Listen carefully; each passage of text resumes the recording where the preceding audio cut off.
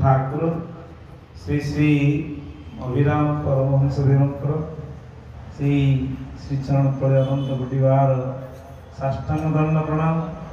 शांतिआनंद आश्रम अधिष्ठाता पूर्णवासी राधाराणी समेत समस्त श्रेष्ठविद भगवत गोष्ठ परम पूज्य साधु सन्त महात्मा पर वंदना करी से निवासाय नित्याय परमात्मने बलवर्धन सुभद्रा ब्रह्म जगन्नाथ महाप्रभु बड़ ठाकुर बड़ भाई बलभद्रदेव जगन्नाथ स्वामी माता सुभद्रा चक्रस्थ राजेंद्र पर वंदना करी श्रीक्षेत्र धाम समस्त भक्त एवं अंत्यवाद सिंह पर वंदना करी प्रभु कृपा पाते करी बापांकर अनुकंपा को स्नेह श्रद्धा को रक्षा करी दीपद ठाकुर ईश्वर ए संसार हूँ दावानल मध्य दग्धीभूत होता जीवात्मा सदा सर्वदा चेष्टा करे शीतलता करते ही मन को शांति करवा। मन शांति नथिबा जगह सब अशांतिर कारण हुए। अशांति कहीं हुए ना मनर अनेक कामना पूर्ण नहले मन अशांति हुए। मन को जेकोसी जिनस तार आवश्यक न मिले मन अशांति हुए। आउ शांति केतल हुए ना वास्तविक मनर सत्ता को जानिले विचलित न हो प्रभु को शरणागत हो निजक समर्पण कर दिए ठाकुर चरण तले तापर मन अशांति न हो शांति रास्ता खोजे। शांति कहले सत्संग शांति साधु संग शांति भगवत कथा श्रवण कले मन आनंदित हुए। लीला एवं तांकर गुण कथा को गान करले जीव शांति करते खड़बड़ कम रखा। ठाकुर अभिराम परमहंस नारायण ये ज्ञान आपण मान पाखे अनेक रही जो मैंने जानी ना जी जानी अनुभव करते बाबा कहते मोर नाथ सीना तुम्हें जगत परायण जगन्नाथ नाम गुरु कर। गुरु एक गुरुत्वपूर्ण सबुठार गहिरतम जहाँकि गुरुनिष्ठा होगला आउ कौन देवादेवी आवश्यक नए। वृंदावन में जड़े रसिक चंद्र दास महाराज गुरु जड़े थे काठिया बाबा से दिने परीक्षा कले गुरु वास्तव में शिष्यर जो मनोवृत्ति गुरु प्रति रहा केते दूर अच्छी गुरुनिष्ठा करने दिने हठात जो रसिक राजा सबुआड़े प्रचार होगा बहुत भक्ति कर भगवान को भल पाँच। गुरुदेव परीक्षा कले कहले ये तो एमती तो शिष्यटी नष्ट काले अहंकार मध्य पशि। गुरुदेव एक कथा शुणी काठिया कहले तू यथा शीघ्र वृंदावन छाड़ी त्याग कर जीव सी कहीं जीवी कौन पाई जीवी आज्ञा मोर भूल कौन ये गुड़ा किसी बुझे गुरु कहले छाड़ी छाड़ी पड़े बुंदेलखंड रही से जो भाव भक्ति सब प्रचार प्रसार है गुरुदेव कहले ओ ताल रसिक चंद्र काठिया महाराजा ये कथा तुम कह यथाशीघ्र खबर दब हेले जहाँ भिक्षा मिल गुरु पाक जीवे से पठे दिखती सब दे किए गुरुदेव ताले से रसिक चंद्र शेखर पठे ये थोड़ी तो से बुंदेलखंड त्याग कर गुरुदेव कहते आपड़ ये दृष्टि छाड़ी कौटी जीवा कथा कहते से कथा नहीं गुरुदेव ये मना कले पुणी पड़े से अयोध्या रहे पुणी जहाँ भिक्षा पत्र आसला गुरुदेव को पठेदेले कोर्ट रही खबर आसला अयोध्या ना कह तुरंत अयोध्या त्याग कर एमती पुणी अयोध्या त्याग काशी विश्वनाथ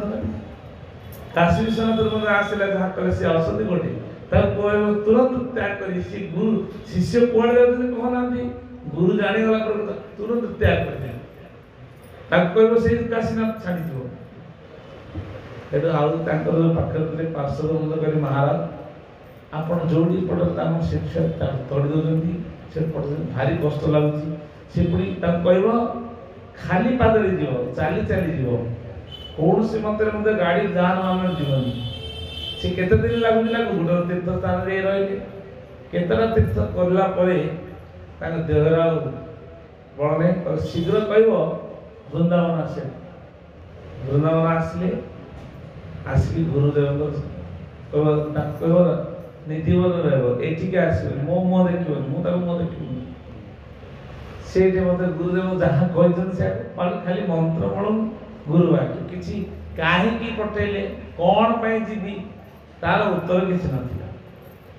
ଶେଷରେ ସମସ୍ତେ ଆସି ତାଙ୍କର ଯିଏ କାଠିଆ ଥିଲେ ତାଙ୍କୁ କହିଲେ ଆଜ୍ଞା ଏତେ ଚାଲି ଚାଲି ବହୁ ପରିଶ୍ରମ କରି ତାଙ୍କ ନାଁରେ କିଛି ତ କଳଙ୍କ ନାହିଁ, ତଥାପି ଆପଣ ତାକୁ ନା ତମେ ଯଦି କହୁଛ କ'ଣ କହୁଛ ନା ସିଏ ଏଠି ଆସି ଆପଣଙ୍କ ଶରଣାଗତ ଆପଣ ତାକୁ ଏଠି ରଖନ୍ତୁ, ତୁମେ ମାନେ ଯଦି କହୁଛ ସେ ଏଠି ଆସ।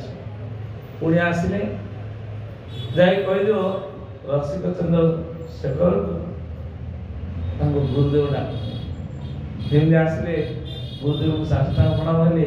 ଏତେ ବର୍ଷ ବିତି ଯାଇଥିଲା, ଦେହରେ ଆଉ ଭଲ ଅବସ୍ଥା ନାହିଁ। କହିଲେ କ'ଣ ତୁମେ ଏଠି ରହିବ? ନା ମୁଁ ଜାଣିନି, ମୁଁ ତୁମକୁ ସମର୍ପଣ କରିଛି। କେବଠୁ? ଠାକୁର କହିଲେ ଆଉ ଚିହ୍ନିବ କି ଜନନୀ ଜଠର କଥା ସ୍ୱାମୀ ଏବେ ହେଲାଣି ପାଶରୁ ଆଉ ଚିହ୍ନିବ କି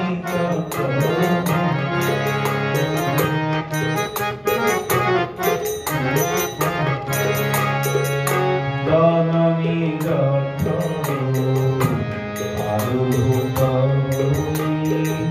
পড়িলি মায়া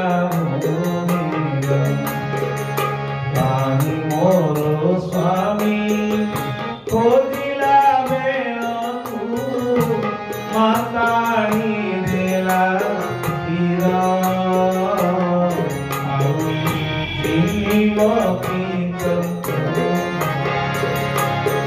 ଜନନୀ ଜଠରୁ ପାଦଭୂତ ହେଇକି ମାୟା ଭୂମିରେ ପଡ଼ିଲି। ପଡ଼ିବା ପୂର୍ବରୁ ମାଆଙ୍କର ସ୍ତନପାନ କରି ମାୟାରେ ପଡ଼ିଯାଇଥିଲି।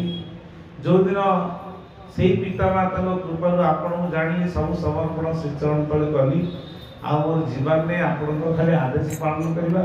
ଆପଣ ଯାହା ଆଦେଶ ଦେବେ ସେୟା କରିବା। ମୋତେ ଏଇଠି ରଖନ୍ତୁ, ନହେଲେ କପାଡ଼ି ଦିଅନ୍ତୁ। ଫିଙ୍ଗି ଦେଲେ ଗୋଟେ ପଶିବି, ଅନ୍ୟ ନାହିଁ ମୋ ମନ। ବାପା ଆଉ ମା ଗୋଟେ ଶବ୍ଦ ଯେ ଆଉ ଗୁରୁ ତାଙ୍କଠାରୁ ଆହୁରି ଗୁରୁତ୍ୱପୂର୍ଣ୍ଣ ଶବ୍ଦ ଯେ 1000 କୋଟିଏ ମାଆକୁ ଯଦି ଗୋଟିଏ କରିବେ ଗୋଟେ ଗୁରୁ ହେବେ ସେମିତି। ତ ମା ମୁଁ ଦେଖୁଥିଲି ତୋର ଗୁରୁଙ୍କ ପ୍ରତି ସ୍ନେହ କେତେ, ତୁ କିନ୍ତୁ ମୋର ମନ କିଣିଦେଲୁ। ଦର୍ଶକ ରାଜେଶ୍ୱର ତୁ ଆସିଲେ ମୋ ଗଳାରେ ଆଲିଙ୍ଗନ ହେଇଯିବୁ, ପରୀକ୍ଷାରେ ପାସ୍ ହେଇଗଲୁ, ଆନନ୍ଦ ଭଗବାନ କହିବା କଥା ମୁଁ ତ ତମକୁ ମୋର ମୋର କହୁଛି, ତମେ କୋଉଦିନ ମତେ ମୋର କହିବ?